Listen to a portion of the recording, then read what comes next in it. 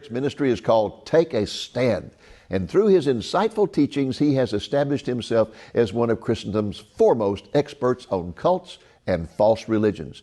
In recent years, Eric has developed a great concern about the apostasy that is literally raging through the church today, and which is one of the key factors in producing America's spiritual crisis. Here now is Eric Barger.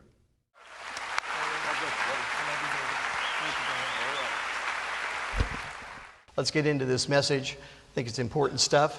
I believe you'll agree. I hope you'll take some notes. I encourage you. I discourage you from trying to write it all down. You won't do that. You won't be able to. But I encourage you to be able to write some notes. I think that will be helpful to you, because I'm going to touch on several of the things that we deal with in our ministry and give you little snippets, little bits of the stuff that we talk about each week as I travel and go around the country and literally all over the world, the way the ministry works today. You know, when you think about what the church is and what's going on today in the church, and that's really what we're going to talk about, is what is happening in the midst of the church. And that's where a lot of my concern is. My challenge to you is, how in the world am I ever going to get all this in 45 minutes? And I'm sure that some of you here will say, well, gosh, I wish he'd talk about this, or man, he should have talked about that. But I can't talk about it all, but I am going to talk about the things that the Lord's laid on my heart. For many of you, this is not news.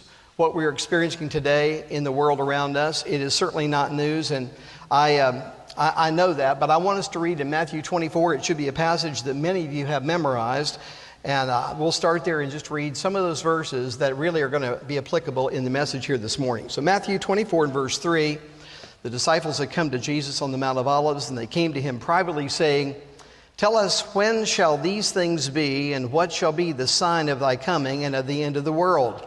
Now, they were constantly asking him that. That's just about what they asked him there in the first chapter of Acts, just before the ascension. So they wanted to know these things. And of course, Jesus didn't tell them. He told them only the Father knew about these things. But notice what he says next. He didn't start out by saying, well, boys, there's going to be wars and rumors of wars and pestilence and earthquakes and all that kind of thing. He does that in just a minute. But the very first thing he says to the men who had followed him and who had dedicated their life to him and risked their life for him, who believed he was the Messiah, to the men who had seen the 5,000 fed, the miracles, all of the different things that had taken place, Lazarus coming out of the tomb. To those men, what does Jesus say when they ask him about these things? He says, "Take heed that no man deceive you." Now, in 3 of my messages, at least 3 that I do, I use that verse because that is so poignant to me today. Because that's a message for you and I today, and if it was a message for the disciples who saw the miracles and saw him face to face, it's surely a message for you and I today in the world that we're in that is becoming increasingly more violent against Christianity.